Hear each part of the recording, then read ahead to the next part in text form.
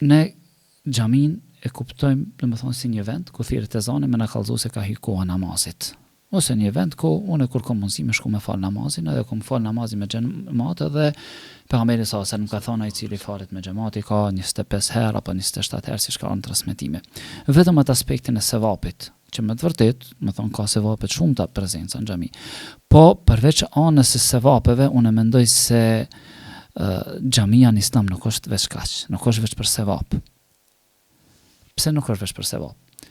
Vetë pozita që është dhanë në shpërblim na bën neve me mendu dhe me analizu se ka diçka pse është dhanë kaq shpërblim. Tamam, unë edhe në shtëpi falem, edhe atje falem. Pse i është dhanë kaq rëndësi?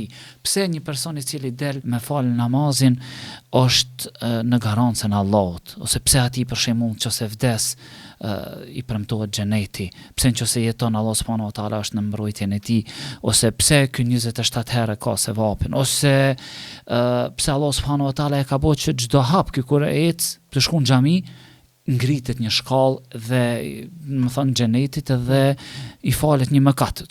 Pse gjithë këto shpërblime? Pse? Edhe në shtëpi falem unë. Ndoshta shtëpi jam bile më i koncentruar se domethënë jam vetë kështu më radh. Vetë kjo na e bën ne vetë mendojmë se ka dalë xhamia nuk është vetëm për sevap të namazit.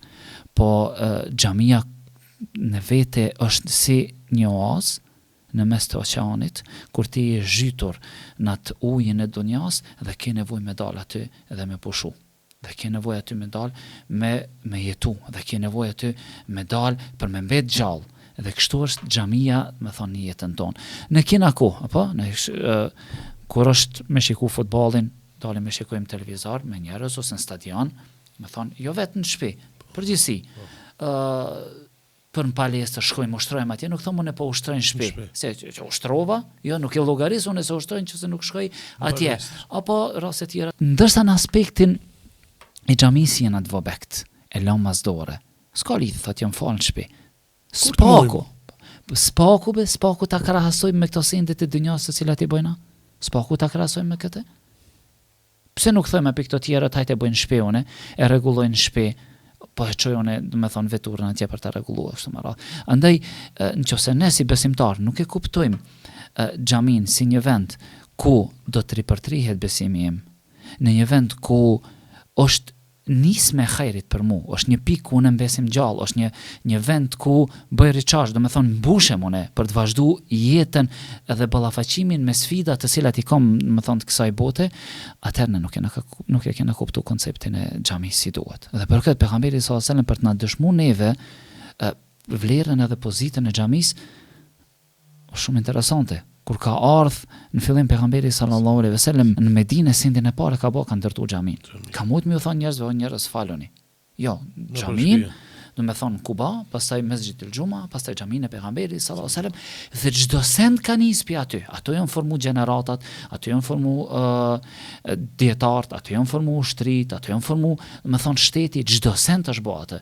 Sot është bë xhamia, hajde shkojna falim edhe hajde se s'kena orë me nejt këtu, edhe nuk qëndrojmë, do të thonë apo nuk e ka rolin të cilën duhet ta ketë xhamia. Për atë, o ju njerëz, ju që keni kohë, që keni mundësi të gjeni, me thonë, kohë për çdo send tjetër përveç xhamis, jepni përparësi xhamis një herë.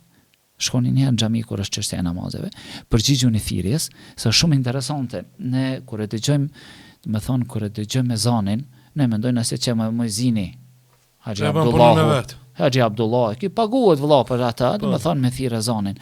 Po realisht kjo është shumë e madhe se sa me kry punën e vet. Ai po thot haja më fal, haja la fal. Jo, para kësaj, ky po thirr në emër të Allahut. E ka urdhëruar Allahu, thirrë njerëzit. Çka mi thirr njerëzit? Pasi që thotë shahadeti, pasi thot, çka thot? Haja la sala, haja la frak që eceke. Pra hajde në namaz, hajde në shpëtim. Kjo është shumë e thellë. Me kuptu sa e thellë është, ta kallëzoj atë hadithin ku pejgamberi sallallahu alajhi wasallam ka thënë idha sami'tum an-nida, kur ta dëgjoni ezanin, thoni ma yaqul al-muadhdhin, atë që thot muezini. E përsëriti. Deri kur thot hayya ala-s-salah, hayya al-falah, e përsërit? Jo. Se përsërit. Çka thu? La hawla wala quwwata illa billah. Nuk ka mundësi dhe fuqi përveç nëse ta mundson Allah subhanahu wa taala. Andaj mos përgjigja jote ndaj kësaj thirrje të jep ta kuptosh se nuk është të ta mundsu Allah subhanahu wa taala me qenë aty ku duhesh me qenë. Nuk ta mundson Allah subhanahu wa taala me qenë aty ku Allah është i kënaqur ti me qenë. La hawla wala quwwata illa billah. S'ka fuqi dhe s'ka mundsi vetëm nëse ta mundson Allah subhanahu wa taala.